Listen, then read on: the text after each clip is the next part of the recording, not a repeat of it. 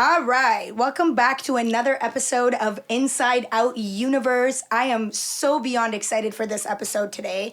Today I have a very special friend and also a huge motivator in my fitness journey, my friend Yathy. Hi. Hey, how's it going? Good, how are you? I'm doing fantastic. I'm so freaking excited to have you here. Oh, trust me, I had a sip of my coffee. I'm fired up and I'm ready to go. Fired up. Yep. So for everybody watching, when I started originally, when I started my fitness journey, I was just going to the gym like everybody else, just regular workouts, whatever. My friend Rocco does a little bit of calisthenics, so I would from time to time see him doing some stuff. But then I went to the gym and I met this guy, and Rocco was like, dude, you want to learn calisthenics? You got to watch this guy. And I started watching him and I was like, I am in love. I have to start doing this thing because this is crazy. How does this guy defy gravity? This is insane. But yeah, so he's kind of like the calisthenics god, if you will. I'm so obsessed with the things you can do. How did you get into calisthenics? So honestly, I think my journey started pre-COVID. Yeah. So I was kind of going through some things, like a lot of people that are on this podcast probably don't know me. So I'll kind of, go into my background a little. Beautiful. I grew up in Scarborough, on the rough side, on the east side. Nice. And, the upbringing was kind of rough. So I guess I never really had discipline in my life growing up. You know what I mean? I was getting in trouble, kind of being a knucklehead. And, I think I reached a point in my life where I was like, you know what? I looked in the mirror and I didn't like who I saw. And I think I just needed a change at that point. So, when COVID hit, I think the health craze started to, erupt, right? Yeah. And everybody was kind of getting into health and fitness, whether it be nutrition or, just staying healthy, being active, things like that. And I guess that lockdown, keeping people at home, eating junk food, and all that negative energy and the negativity that was going on was just eating away at people. And I guess a lot of people during that time became the worst versions of themselves. I felt like that personally happened to myself. Okay. And because of that, I felt like it was more of a mental thing for me than physical. My mind wasn't right, and I felt like exercise and fitness helped me, get over those mental hurdles that I had. Okay. Right? So wait, your fitness journey is new? Like you started at the beginning of the pandemic? Yeah. So it's been There's 5.5, 6 no way years. you do the stuff you do. Are you serious? I swear to God, yeah. So you had never, before that, you'd never done calisthenics? No. Okay, so I'm going to, right now when we're having this conversation, I'm going to put up some videos so you guys can see what this guy can do. Yeah. It's insane. So you started 5 years ago. Was there I know you said it was a lot of because of what we were going through, some personal, mental stuff that you wanted to kind of overcome. Mm-hmm. But, did you have, for me, I saw you doing it and I was like, I want to do that. Yeah. Did you have anybody that did it around you that you were like, I want to do it? Oh, absolutely. So, funny enough, so I used to go to this downtown park. It's called Stadium Road. Okay. And it was a calisthenics park right across the it was like a ocean or a river. Sorry, not an ocean, a river. Yeah. And it's right across the street from Billy Bishop Airport. So pretty much that park I used to go to when I started my calisthenics journey. And I used to see these guys. I'm a part of this team now called Bar Vibes. Okay. And, a couple of my boys, Julius, Sergio, they're a couple of my role models in calisthenics. Shouts out. Yeah, shout outs. So I remember going to the park and I could barely do 10 pull-ups at the time. That's crazy. Yeah, so there was a time like that, I could even barely do one when I first went there. I got humbled real quick at that part. So I was barely struggling to do, just 10 pull-ups, and I seen this guy come in. He blindfolds himself, and this is Sergio, by the way, my buddy. And he blindfolds himself, and he starts doing dynamic freestyle calisthenics, the swing 360s, 540s, and stuff like that I do. Yeah, so he's doing that blindfolded. That's crazy. Yeah, and he's doing it perfectly, and it's so agile, and he just looks so graceful in the air, and I just couldn't believe it. I'm like, if this guy can do it with his eyes closed, I can definitely do it with my eyes open. You know what I mean? Yeah. So I guess that was really motivating to me. Yeah. So obviously I have no idea how the fuck you managed to do that in 5 years. That doesn't even make sense to me. But I've been trying to do some stuff now. You see me at the gym doing my little baby tricks and stuff like that. Yeah. But it's more than it being a physical thing, because a lot of things something a lot of people ask me about it. Yeah. More than it being a physical thing, it's a lot of like mental thing. Cause like, so you get to a point like where certain exercises, they hurt. Absolutely. You know what I mean? And I tell Rocco and I'm like, dude, it hurts. And he goes, it's okay. It's just pain. Like, it's not going to kill you. And I'm like, who is this guy? Gandhi? Like, I can't, it hurts. So like, what happens in your brain when you're doing things like that? And like, what conversations do you have with yourself? So, you know, like and trust me, like all the workouts I do, I'm constantly hurting. Like in terms of like the freestyle types of calisthenics, like when you look at your hands, it looks like you took a potato peeler to your skin. You know what I mean? And that's like when you let go of the bar and re-grab, like doing, you know, swing 360s or 540s or whatever you're doing in the air, letting go and re-grabbing the bar, like that friction when you're re-grabbing it with all your weight coming back down on that bar literally rips your hands. Yeah, I know. Right? So it's painful. And I think I tell myself, like, you know, you've always been through worse. Yeah. You know what I mean? And I think calisthenics is something in my life where it's just like I really just wanted to finish it. But the thing is like there's no ending. You know what I mean? Just when you thought you got good, it's like, hey, there's all these next moves coming out. It's limitless. You know, there's new moves being learned every day. And, you know, that pain that you got to go through to get there, like, you know, it's just like a milestone. You know what I mean? Sure. Yeah, like true. I'm hopping over it, right? Yeah. So I'm constantly like, you know, David Goggins? Yes. Yeah. So he's like, you know, a huge role model for me. Yeah. I love that guy because he just screams at you. Yeah. You know what I mean? And he gets you going. And it's like, you know, excuse my language, but, you know, you just can't be a bitch, right? Yeah, you just gotta get... See, this is why Rocco loves you, because Rocco loves David Goggins. And he talks to me about him like a million times a day. Yeah. And he always talks about this thing where he's like, there's literally this part of your brain that grows when you do things you don't want to do. Absolutely. So he talks about like going for runs in the morning. He's like, people ask me like, oh, do you like it? And I'm like, I hate it. Like, I hate getting up in the morning and doing it. Yeah. But I do it because it, like, you know, it makes me a better person. Discipline. How do you feel like since you've started your fitness journey? Because when I started working out, like, obviously in my own way, I saw like the effects of it manifest in all parts of my life. Everything, like my relationships, my mental health, my emotional well-being. What were some of the things where like you saw it unfold in your life and you were like, the gym's really helping me? Yeah, so it's crazy. So I remember, like, you know, I started my Instagram fitness page. By the way, I used to be a very private guy. Yeah. So I never really even had like my own photos on my own personal Instagram prior to me becoming an influencer. Yeah. So this was just something, you know, I got in to kind of change my life, and I started an Instagram page to hold myself accountable. A lot of people see my page and they look at it as like, oh, look, you know, look at all these accomplishments. You know, this guy, like this guy's trying to, you know, like put himself out there. It wasn't really about that when I started. This was more of like a diary to me. You know what I mean? Yeah, for sure. So it held me accountable. Making all those videos raw every single day was kind of like my journey to me. You know what I mean? Yeah. What about prior? You said that you were like, you know, like it helped you with your mental health. And the only reason I'm asking is because I feel like mental health is a huge concern right now. Yeah. And, you know, I've had people on this podcast before that are like, you know, like ADHD is a scam, depression is a scam.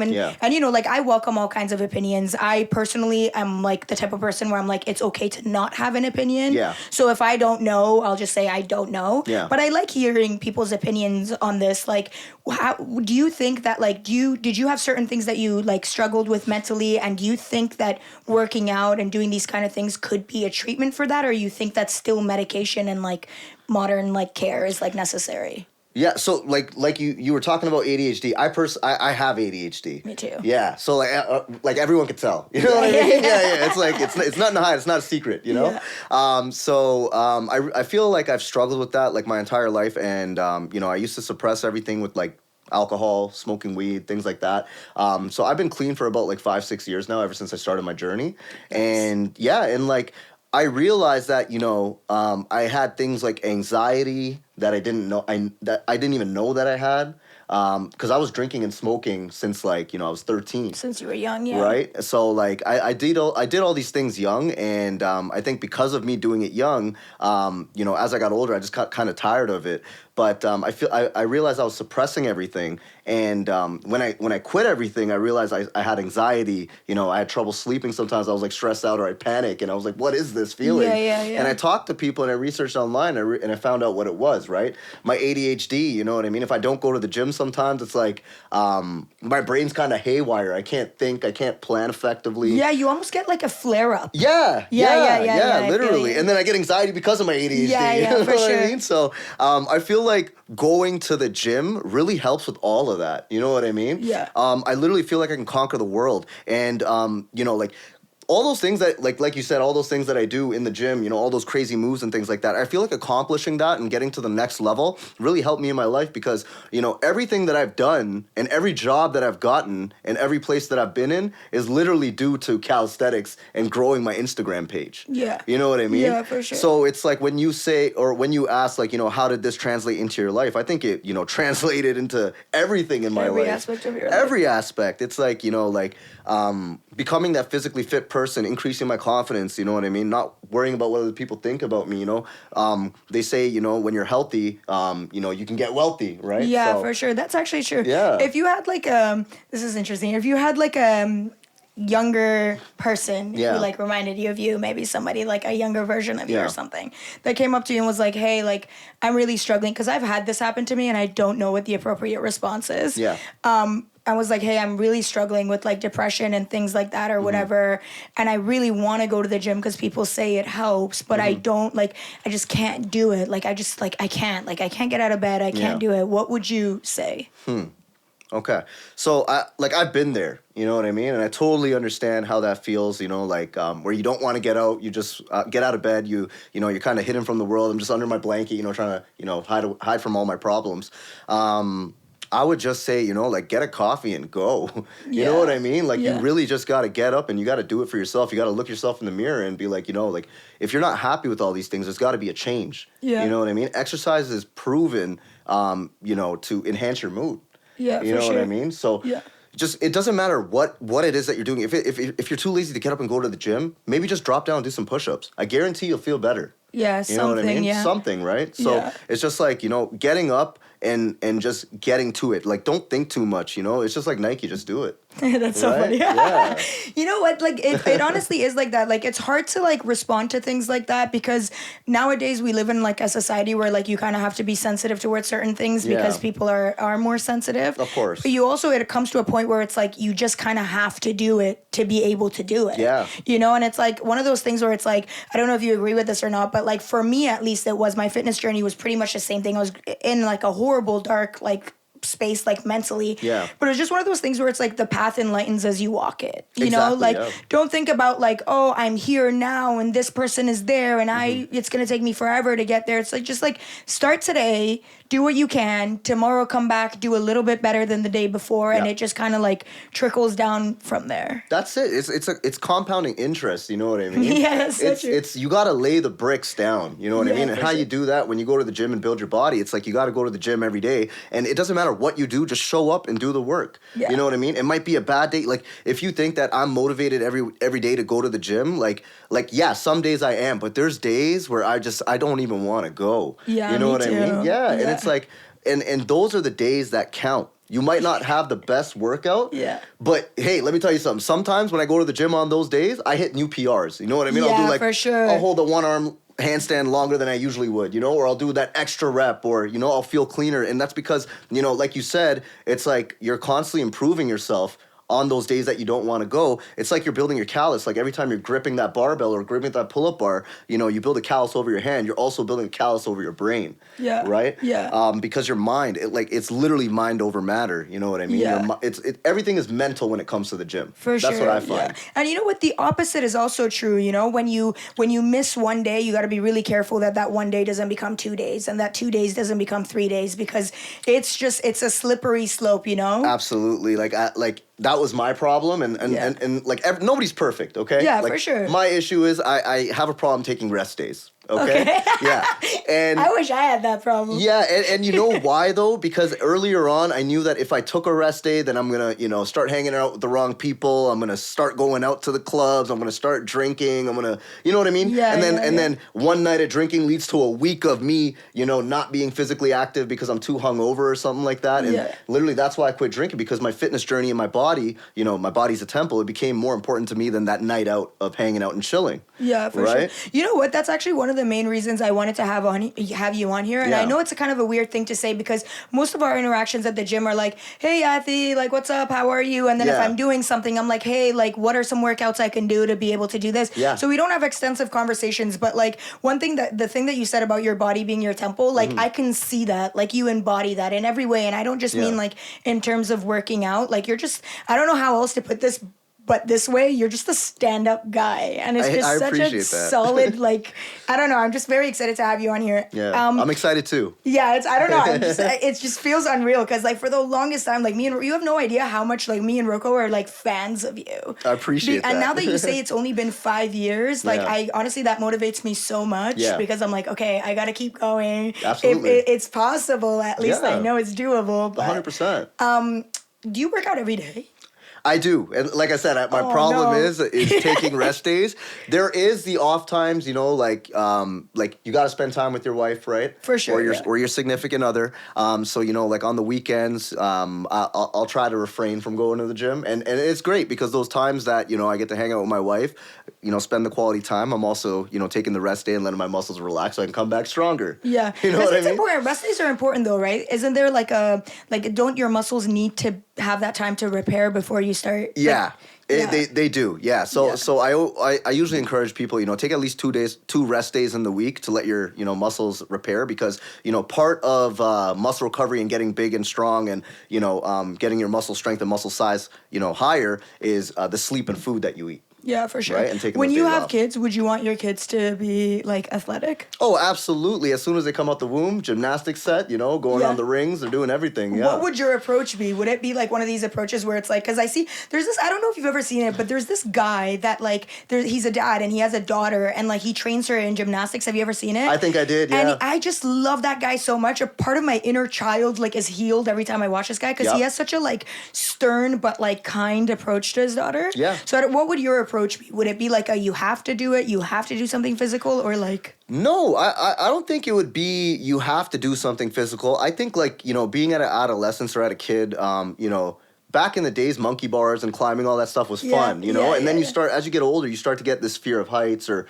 you know, certain blockages, right? Yeah. So when you're at that age, you want to be active. I don't know any kid that's not active. That's true. You know what I mean? Except, I get it. Nowadays, you know, they're on the tablet and things like that. But kids want to be active. They want to have fun, especially when, you know, they're with a group of their friends, right? Yeah. They're running around crazy, you know, yelling, screaming, you know? For sure.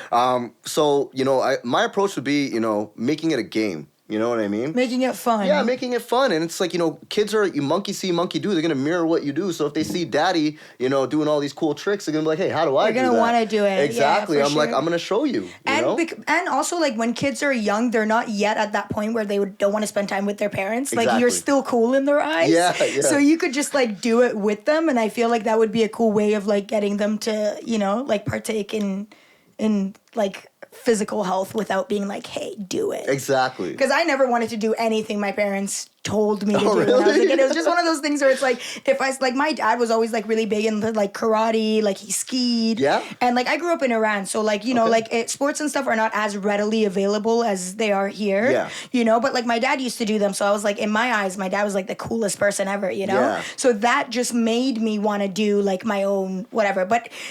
And on the other hand, he bought me a piano, wanted me to play piano if I could play one goddamn song on that piano. Oh, man. It's crazy. Yeah. So you mentioned earlier that I want to ask about this because I struggle with this. Okay. You mentioned that you didn't want to be on social media because you're a private person. Yeah. What about it made you hesitant to be on social media? Okay, so I guess we're from the era, or at least I am. I'm old now. Yeah. So I think it's like the era between when social media just kind of first hit. You know what I mean? So people were just getting into it. For myself personally, the lifestyle that I was living kind of wasn't like I didn't really want to put myself out there.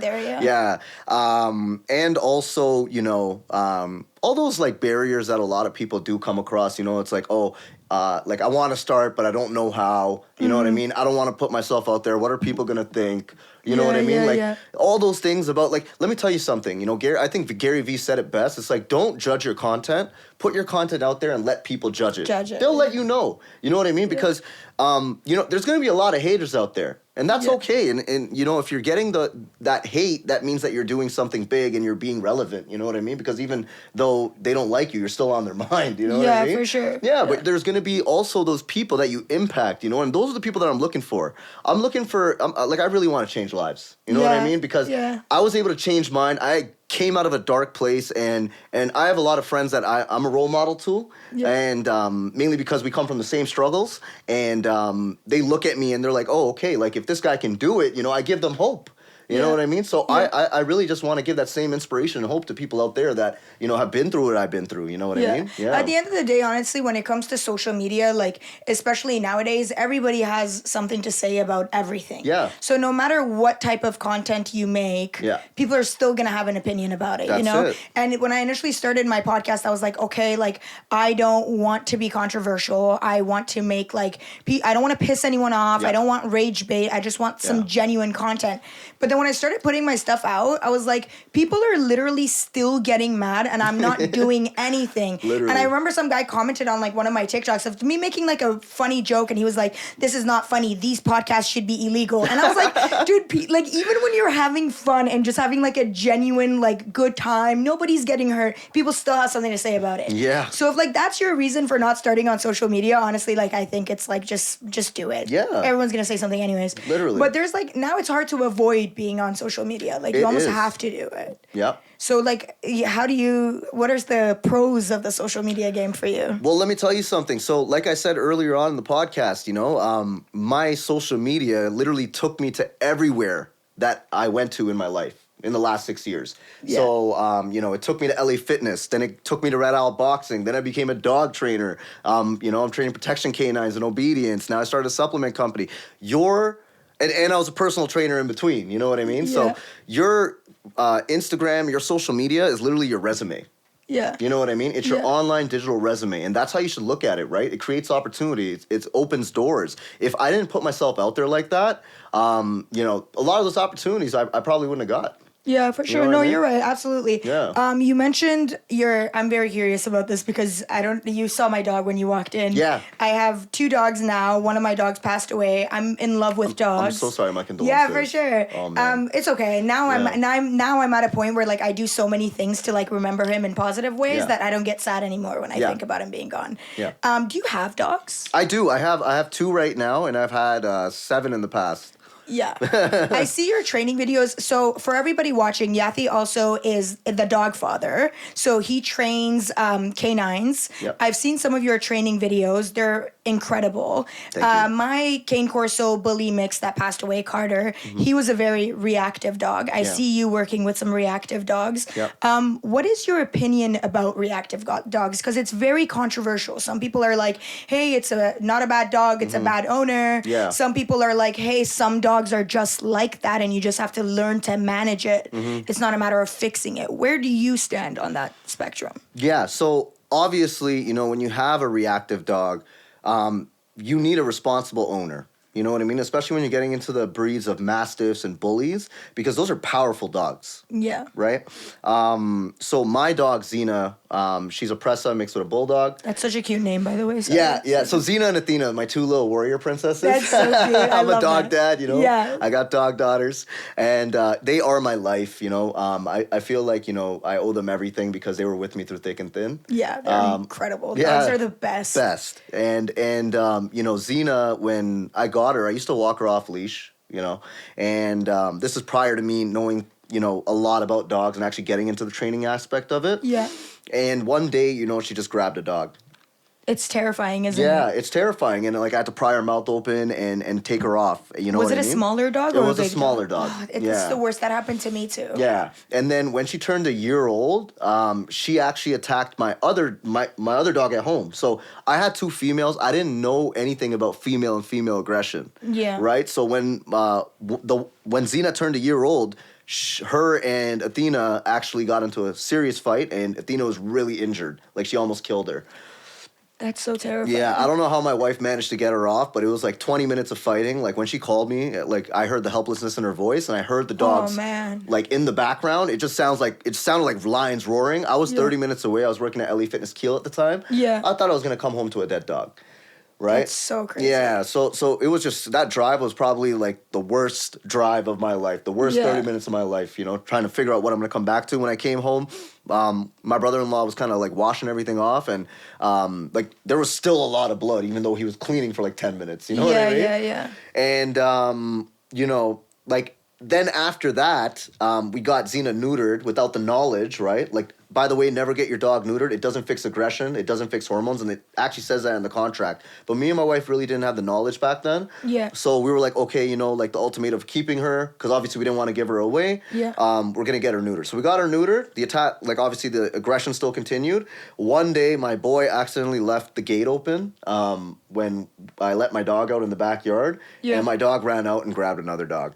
Oh my God. This time it was a bad one, and you know, they sued me for $12,000.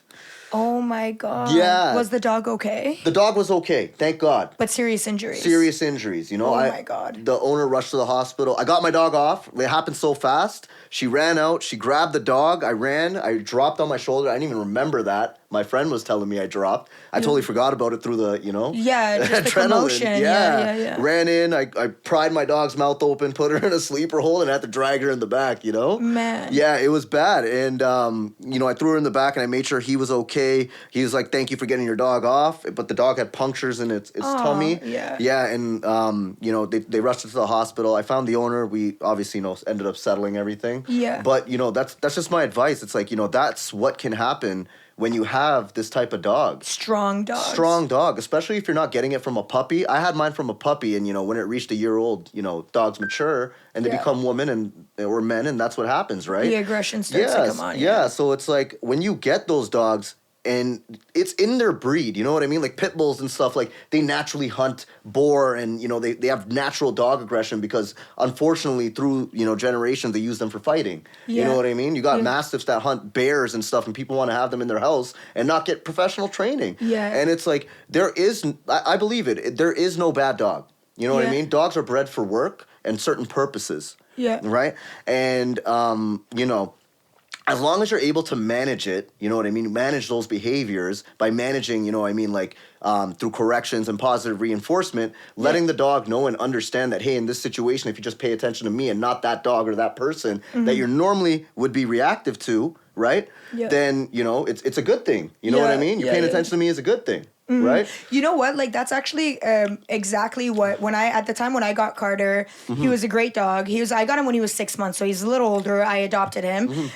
He was at the house that he was at previously. Yeah. He was with a Doberman. Okay. And they were both males. Yeah. And the Doberman was older. So when I got him, the owners were like, hey, listen, like, basically, like, on the ad, it said, like, if no one comes and takes him, we're going to have to surrender him to the shelter because he just does not get along with our other dog. Yeah. And he had, like, serious injuries on his ears and stuff when I went and got him. So I don't know if that already kind of, like, conditioned him or, like, prepared him for aggression in the future. But when I got him, he was fine. 6 months, he was okay. He would go to the dog park. Happy dog. When it got around, like, a year mark, he wasn't being aggressive, but he was bullying other dogs. Yeah. Like, he was pushing their buttons and kind of, like, you know, like, pissing them off, like, almost like, I'm bigger, you know what I mean, I can do what I want kind of thing. Yeah. So then when I started to notice that, I stopped taking him to the park because I was like, okay, like, I got to get a handle on his recall and everything like that before I start to, like, take him around other dogs. But it kind of ended up being this cycle. Yeah. And this cycle is what I find, because I've done a lot of, like, online research on this to see if other people also feel this way, because it's a desperate feeling to feel like you can't help your own dog, you love them, but at the same time you don't want them to hurt other dogs that other people also love. Yeah. You know? But it was a cycle. The more anxious I got, because he also had a couple incidents with other dogs, the more anxious I got about taking him around other dogs, the worse he got. Of course. But the worse he got, the more anxious I got. Yeah. And it just became this, like, cycle until I just didn't know how to help him. Yeah. So, like, how do you break that cycle? Yeah. So, distance is your best friend when it comes to reactive dogs. You know what I mean? So it's okay to tell people, like, my opinion on dog parks, by the way, you know what I mean? An off-leash area where a bunch of dogs and people, usually the people that go there don't have training for their dogs. So, and they don't really walk their dogs or do anything with their dogs, so they just let them run around with other dogs there. So now dogs, like even if your dog is friendly, the other dog might not be. Yeah. Does that make sense? Yeah, for sure. So when that happens, you're like bound to, have dog fights happen, right? Yeah. So, I think the best way to kind of put it is, I usually don't let my dog interact with other dogs. Some dogs, they just can't get along with other dogs, right? And you have to be okay with that. The anxiety feeling that you're feeling, and I've had that with my Cane Corso, I've had that with my Presa Canario mix as well. And, with my dogs, because you just never know. It's like I used to live in a condo, and my Cane Corso is human aggressive. So it's like every time I go in an elevator, so I was on the 9th floor, I'm like not walking down the stairs, right? Yeah. I'm a prisoner to my dog because I'm like scared she's gonna, like I'm holding her tight. I was the exact same way on the 33rd floor of my condo. Man, that's rough. I know, I have to wait for the elevator. Yeah. So it's like taking the necessary precautions. If you live in a building and it's gonna be close quarters, even in the stairs you might, run into somebody, you gotta have a muzzle on, just in case, right? Yeah. Because you gotta protect yourself at all times. It's sad to say we're in tough times. The economy's bad. Everyone's looking for a bag. Yeah. Right? People will sue. You know That's what I mean? true. For the smallest things. Like I saw a video the other day. My wife actually showed me, and some guy was pushing his kid to a dog, and the owner of the dog was saying, That's "Hey, my so dog's reactive." sad. Yeah, he's like, "My dog's reactive. Please stay away. Take your kid away." And he's pushing him through, pushing the kid to the dog. And the owner of the dog eventually like shouted out and said, "Hey, look what this guy's doing!" and started recording him. He's pushing his kids to the dog, trying to get some money out of me. Yeah, right? That's so wrong. Yeah, and So messed it's like up. people are willing to do that kind of stuff. So you got to keep yourself protected at all times.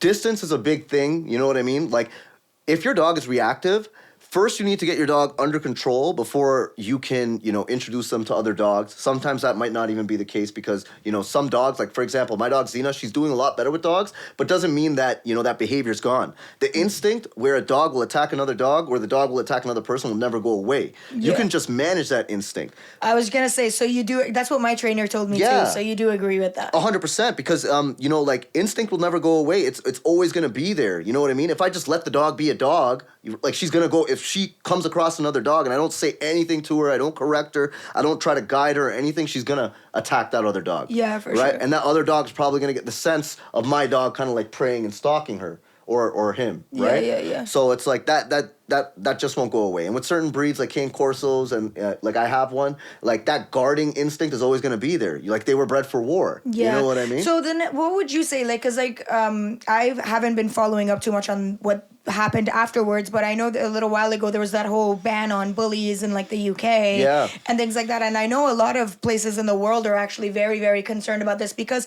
there are a lot of attacks. And the thing is, like, people always argue like, oh, all dogs attack. Like even Chihuahuas are the most dangerous dogs. They're always biting and going off at other dogs. But it's like, I kind of get it because bullies and those kind of breeds, like if they do go off, even if it's not as often as people make it out to be, the danger of it, just the consequences is a lot like greater. Yeah. So it's like, what do you think about that whole ban situation? Do you think that these dogs are dogs that have the propensity for violence and that, they should be banned and we should stop breeding them and we should stop like almost in an effort to almost like basically get rid of them? Yeah. Or do you think that we should try to rehabilitate them and try to like almost like humans, humans who have PTSD, we don't just kill them. We try to rehabilitate them. So like, where's your mind with that? So, that ban in the UK is really tough to watch. Like, I've seen cops, like, go into the street, tase dogs, take them. So sad. It's bad. And I've seen dogs get shot on video. It's just, it's terrible what's happening over there. And they're looking at the Cane Corso next, right? Yeah. So, I personally think that you shouldn't ban these dogs, right? I think that there should be some kind of, I guess, restrictions or limitations in place or licenses that you would have to get in terms of, I've got this breed. In order to own this breed, you have to get a certain level of training done. I like that. Yeah, and it's like there's no bad dogs, just uninformed owners. Yeah, for sure. You know what I mean? Everyone wants to get a bully or a mastiff because they look cool and, they look majestic until you know what it does, right? Like, do your research on the breed first, right? If you're taking a dog that was bred for war to kill boars or whatever, you know what I mean? And you're putting it in your house, you got to understand that those genes will come out eventually. Yeah, I really like that training idea. Yeah. That's a good idea. Yeah, I think that's something that the UK should definitely look at instead of mass euthanizing dogs. It just makes no sense. Yeah. You know what I mean? Yeah. But I do also think that we should probably stop breeding, at least for a little while. Yeah. Because there's so many of these dogs in shelters. Yeah. You know, and like I sometimes, I'm not gonna lie, I'm one of those people. I'm one of those Karens when it Yeah. comes to this particular issue. When I Yeah. see people posting, like, you know, Instagram, like you see people posting like, oh, my dog just had 8 whatever. They're Yeah. like backyard breeders, right? Yeah, like, yeah. and the dogs, first of all, they look like little mutant creatures. Like, they do Yeah. not look healthy whatsoever. And it's Yeah. like they have no experience breeding them. I always go off on those people. Yeah. Because I'm like, dude, like these, like you're, first of all, the dog doesn't look healthy at all. And Yeah. also, like, the people that you're selling these dogs to, you don't do any kind of background check on them. You don't know anything about them. When this dog gets even a little bit like difficult to handle, it just ends up right at the shelter. Yeah. So like the breeding part of it, do you think we should keep breeding them? I mean, like, I'm kind, like, again, I'm just like you in a sense with the backyard breeders who don't know what they're doing and breeding, you know, unhealthy dogs and giving them to people that probably shouldn't have dogs, that end up giving them away at like 8 months. Like, even like in my own friend group, like some people posted, you know, like 2 pit bulls that, you know, they got to give away now, and if anyone wants them. And it's sad, you know what I mean? It's so sad. It's like, if you own a dog, that dog, like, just know when you go to buy that dog, or you're getting that dog for free, that dog is like a kid, and you got to give it a good quality of life. Yeah, right? for the rest of its life, by the way. Yeah, and if you don't know anything about dogs, training is something that you have to get. You know what I mean? Yeah. So I know some good breeders, and they actually, you know, do their research. They keep up with people that are buying the dogs from them. Make sure they have stable income, what the household's like, if they have any other pets. You know what I mean? In case the dog doesn't get along with other dogs, or, you know, females or males, etc., or cats. Yeah. So it's like, when breeders are doing their research like that, I think it's okay. Because they won't even give that puppy, like, if they have a litter, they're gonna keep the puppies that they don't sell. Does that make sense? Yeah, so maybe training for breeders too. Exactly. Training for everybody that deals with dogs. That's what I'm saying. Yeah, I like that idea. Yeah, everybody should, like, if you have a dog, you need training. And if you don't have training, chances are you're probably experiencing a lot of issues with your dog. Yeah. It doesn't have to, like, you know, some people think with the small dogs, like, you know, them barking all the time and not listening is, you know, like, it's not a bad thing. It is, you know, because It's horrible, yeah. Yeah, because that small dog might meet a big dog one day, test it the wrong way, and, you know, that's it. Yeah, You but know just what I to mean? put as a just to like tell everybody that Yeah. these dogs are incredible dogs. My Cane Corso bully was like 120 pounds when he passed away. Yeah. And my not saying this is right, okay? Listen to Yathy. Even your little dog, if they're a shithead, you need training. Yeah. My little 7-pound wiener dog Yeah. would get on his back and like try to hump him. Yeah. And this guy would literally just turn around and look at me like, "Mom, do you see this shit?" Yeah, like, yeah. Well, you know what?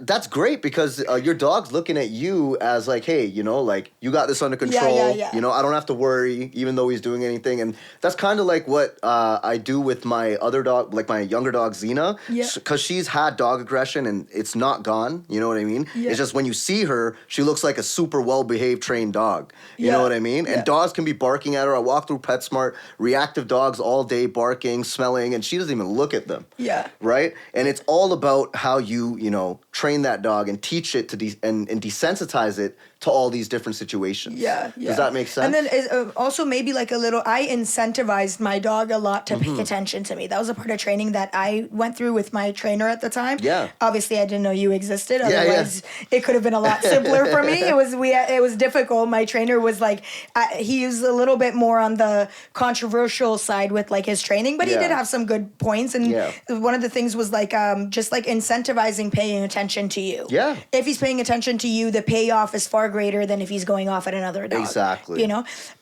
when people come to you for dog training, do you also try to help them? Because a lot of issues I find that I have with my dogs or had with my dogs had to do with myself, like issues that I had with me that Yeah. like no matter how much I train the poor dog, it's just picking up on my energy. Yeah, So do you do any kind of like training to build that bond with the dog and the owner, or with the owner individually? Yeah, absolutely. So, like, a lot of trainers that I've seen, they train the dog and not the owner. That's not what you're supposed to do, because the dog is spending maybe 10%, maybe 5% of the time with you, you know, that one hour a week kind of thing with the trainer. Now, the other 95% is at home with the owner, right? So it's like you need to teach the owner on how to manage the dog, and that's what I do. right? Yeah. I teach you on how to, deal with your dog's behaviors, how to understand your dog, what you should be doing in certain scenarios. So it's like you always got to be paying attention to them, especially if you have a reactive dog. You got to see what they're looking at, what they're doing, Yeah. what's triggering them, what their stance is like, Yeah. right? Is their tail down? Is it up? Is it wagging? Is it low? Like, are they standing still? Like, are they getting I ready find to that pray? stuff so interesting. Yeah, it's all about body language, and it's kind of similar to yours too. So I want to give a big shout out to my boy Ben at Aspen Canine. He's been my mentor. Shout outs. But he's been my mentor and guide, and he's pretty much helped me through my whole situations. So when I told other trainers that I have 2 females, and they try to kill each other, and I don't know what to do, I'm freaking out. I don't want to give one away. Right, they're my babies. You're a really good person for that, by the way. A good owner, really Thank you. good, and not giving up and just trying. Because I know it's hard. It is. So I really respect you for that. It is. Thank you. And like I went to the best trainer. Like I was willing to pay a bag. You know what I mean? Yeah, I was like that too. I was like, take all my money. Yeah, literally. I'm like, just help me fix this issue because I really need my dogs. Like they're my life. They're my everything. And I went to the best trainers and they all told me, no, it's not possible. You got to create one always. Right?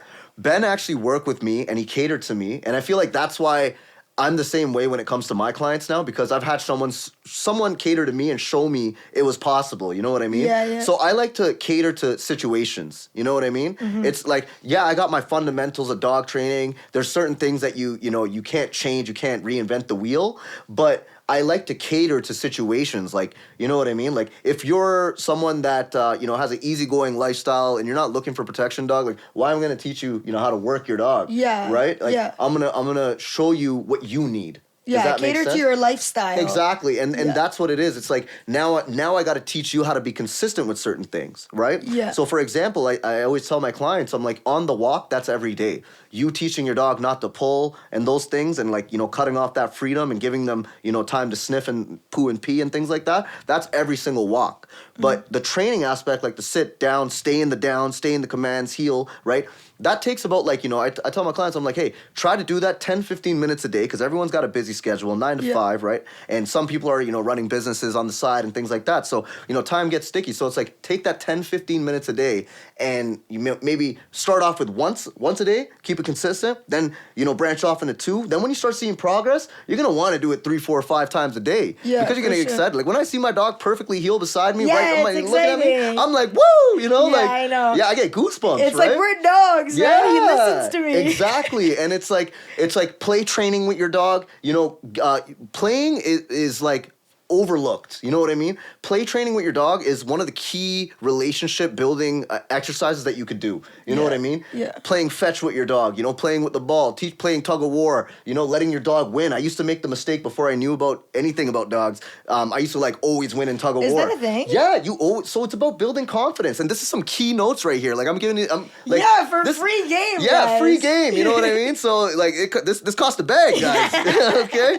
So, play training with your dog and letting them win is actually something that is good for them, and it's actually better for you in training because now your dog looks at you kind of like competition, but he also understands that. Because what my dog would do, whenever I took the toy away, I had a problem with him coming back with the toy because he thought I was always going to take it away. Yeah. Right?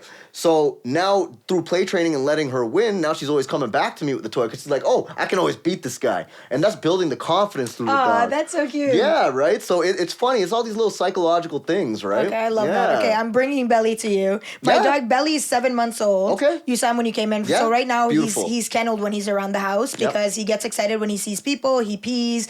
And also one thing my trainer taught me before, again, correct me if I'm wrong, if you want to, is he has to earn his freedom, and right now he's not behaving the way that he should be, so he has less freedom.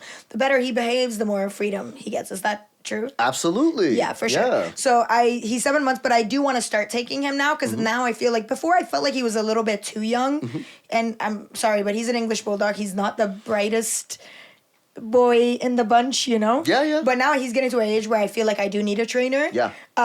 He's a really, really sweet dog, but I definitely, now that you said you cater to your clients too. Absolutely. I'd love that, man. I have a Yeah, I got complicated you ass guys, lifestyle. yeah. I need that help. So we talked a little bit about your fitness journey. We talked a little bit about the other pillar of your life, which is your relationship to dogs, which I think is incredible. Thank you. What are some of the other components of your life? Who are you? What makes Yathy? Damn, who am I?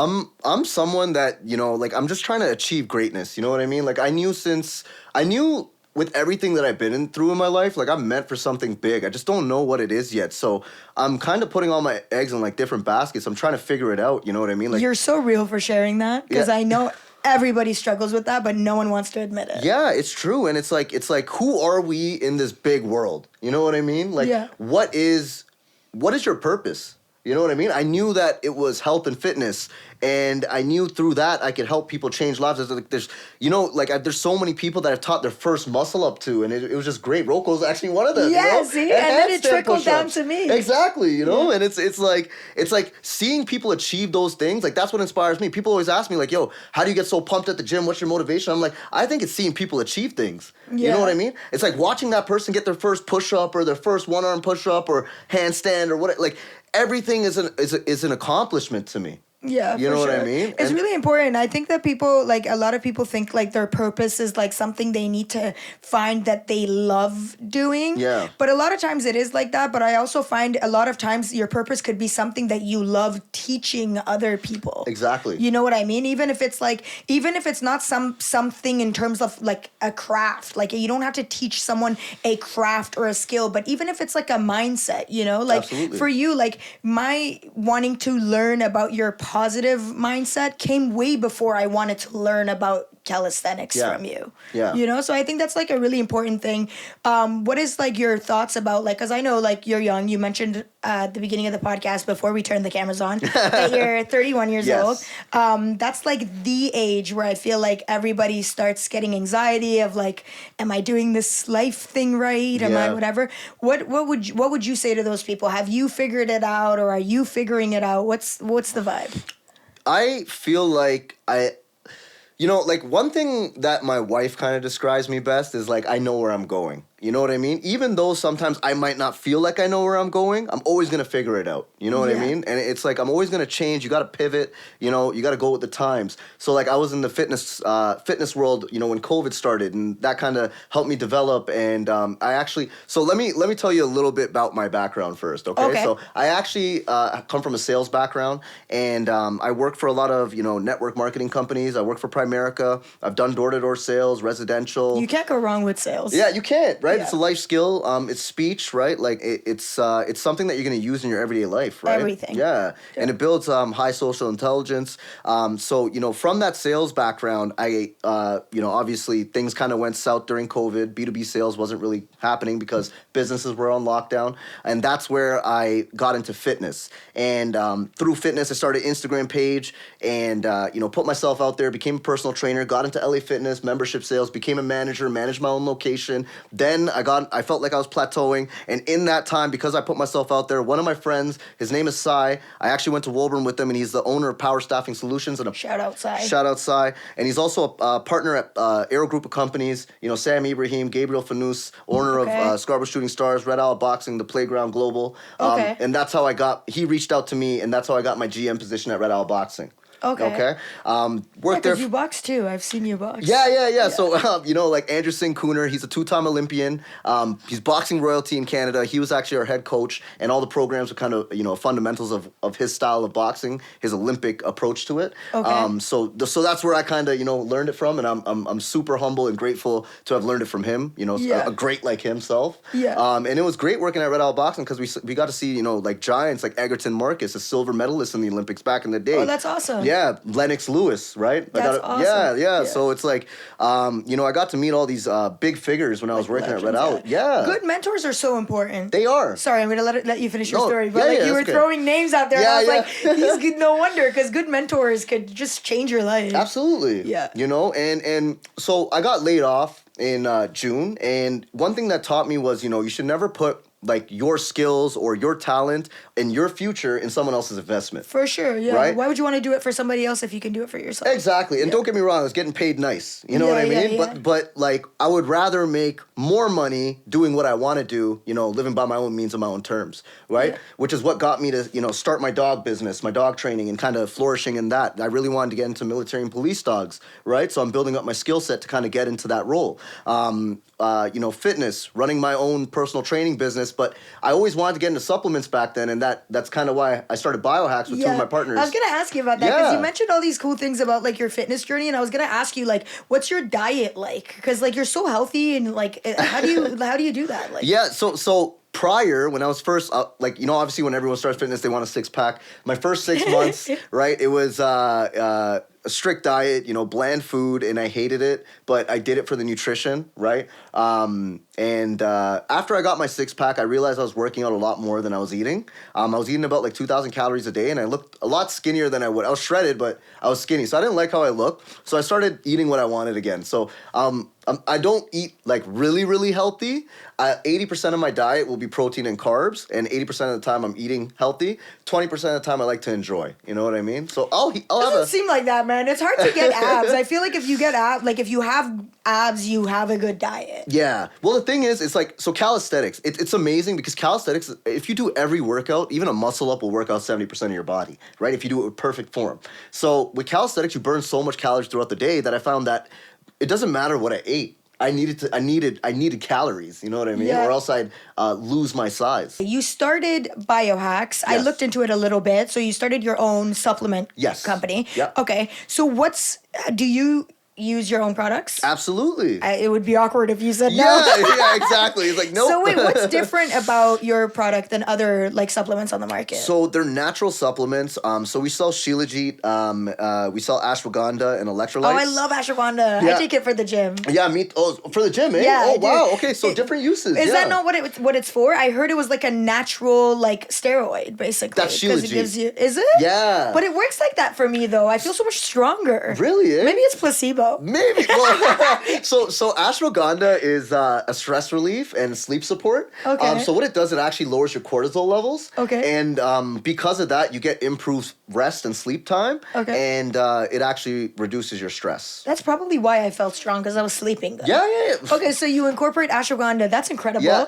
You're actually right. So because your sleep is so good, you actually feel get stronger. in the gym. Of course, yeah. That's so cool. Okay, Yeah. so ashwagandha. What was the other component that you said is also in your products? Shilajit. What is that? So Shilajit is found on the Himalayan mountains. It's an ancient supplement for vitality and performance enhancing.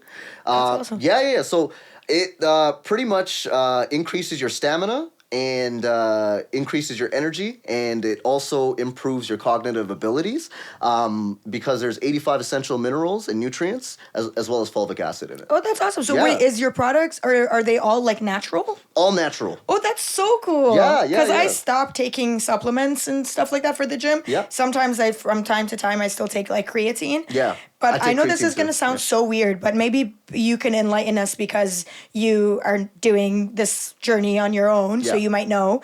I was taking protein like supplements, Yep. and then I know this is going to sound really weird, but I could not stop going to the bathroom. And like, it was like, I know it's like, oh, so funny. Like, no. It was like consuming my life. Like, even when I was like, not like when I straight away took it, like even throughout the day. And then it got so bad that I didn't know it was because of the protein. And I went to the doctor. Yeah. And I was like, I don't know what the hell is going on, Yeah. but like, I'm just actually like not well. Yeah. We ran a bunch of tests and whatever. And she came back and she was like, it's too much protein for your body. Yeah. And I was like, I don't even take that much. Like at the time, like my friend Rocco, like he was helping me like with how much I was taking. So I was taking it in accordance with my weight. But for some reason, it got to a point where my doctor was like, you just have to stop taking it because your body's for some reason not able to like break down the protein. So what is that about? Like, is that just the type of protein I was taking, or was I taking too much? Yeah. So so I always, like, I don't take protein powder anymore. Maybe once in a while if I'm like getting booster juice or something. Yeah. The reason why is it's better to eat your protein. Okay. Right? And certain proteins might not be an isolate, right? So that means that it's a higher amount of protein concentration.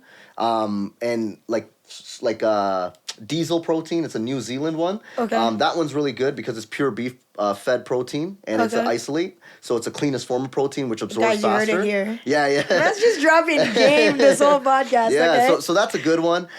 So some proteins, like, a lot of people will have digestive issues towards because of the type of protein it is, and, some proteins just don't get absorbed. properly in your That's body. probably Like, what it just was goes to happening to waste. me. Yeah. So, and you need to be eating a lot of fiber and certain things to help break the protein down, right? So, what kind of supplements do you offer? Like with Biohacks? Yeah, Okay, with so Biohacks. with Biohacks, we have Shilajit, we got ashwagandha, and we got electrolytes. We're in the process of, other supplements coming down the line, obviously Okay. natural ones. But, that's my triple stack, and I also add creatine into it too. Nice. And I like creatine. Yeah. And like with those 4 supplements, I'm at 31. I'm 31 years old, and a lot of people are declining and deteriorating at this time. A lot of Yeah, people are like, yeah. oh, keep it up while it lasts, right? Yeah, for sure. But what I've noticed is every year I've just gotten stronger. I'm hitting more milestones. I'm constantly achieving my goals in the gym. You do have a background in sales because I'm sold. I'm bringing my dog to you for training.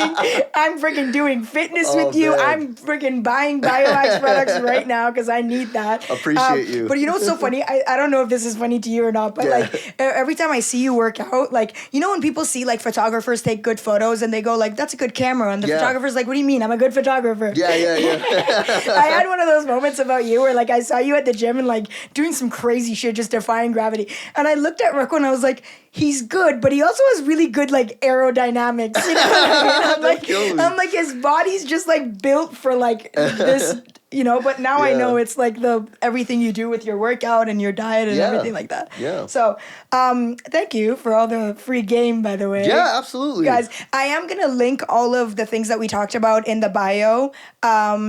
His Instagram I'll put his personal Instagram at the end of this video, but I'll also link everything in the bio in case you guys want to find it. Before I get you off the podcast, I wanted to ask you one question. It's completely different than everything we've been talking about, but I just really want to know this. Okay. I watched this guy who does these things on TikTok, and I think it's hilarious, so I wanted to know yours. Do you have like a controversial take? It doesn't have to be controversial in the sense that it's like, oh, it's going to get me canceled or whatever. Mm-hmm. Do you have just like an unpopular opinion? Unpopular opinion of? Like something that most people wouldn't agree with you on. Most people wouldn't agree with me on. Well, you know what? Like I said, like we're in a sensitive society now, right? And, like I feel like a lot of people have to watch what they say and things like that. I don't think I'm like that. And I feel like because of that, some people might not like me. You know what I mean? And that's totally okay. And I might come off cocky. I might come off arrogant, sometimes because of my confidence in when I speak. You know what I mean? But I personally feel like negativity is a choice. You know what I mean? And that's why I'm such a positive person. I feel like, in my past life, I've been around so much negativity that, like, now when people are negative towards me, like, sorry, not towards me, but just negative in general, I kind of just, like, I deflect it. Yeah. And it might almost seem like, I'm being rude or something, but it's like I'm really just protecting my energy. Yeah. And I feel like a lot of people nowadays, they're okay with that negative side. Like even on Instagram, I'll see people commenting on my stuff sometimes and it's like negative. And, I'm probably getting on people's nerves. You know what I mean? Actually, I perfectly understood your point. Yeah. So if I'm understanding correctly, don't worry about always coming across nice. If you need to deflect negativity to protect yourself, do it. Exactly. Yeah, you're not coming off rude. I appreciate people who say what they mean and mean what they say. Yeah. You know what I mean? Absolutely. Like, so I think that in today's society especially, I think that's almost like a rebellious act. Yeah. It's an act of rebellion to say how you feel, not in a way to offend others, but in a way to exercise your freedom of expression. Absolutely. And in a way to find your place in society. So I appreciate people like you, and I appreciate your unconventional opinion. Yeah, thank you. Is there anything else that you want to talk about or say any last words to our audience before we get off? Yeah, I guess, life is a roller coaster. It's kind of like a mutual fund. It's going to have its ups and downs, but, you got to stay positive, keep moving through it. Put yourself out there. You never know who you're going to motivate and inspire. And just remember, use social media to your advantage. Don't consume it. Yeah, for sure. Yeah. I love that. He's a solid guy. I'm telling you guys, I bring the best guests. Thank you so much for being here. I really appreciate you making the effort to come out. Absolutely. I loved having this conversation, and I'm sure that everybody else is also very inspired by this conversation, or at least they can find something to relate to, or, So once again, Everything will be linked down in the bio. Yathy's personal Instagram will be here on the page. You don't see it right now, but you'll see it later. Thank you so much for having me. Yeah, if you guys want to follow him and keep up with his life and his journey or anything else you guys need from this guy, free game right here, right now, but later it won't be free, so tune in. Shout out, Inside Out.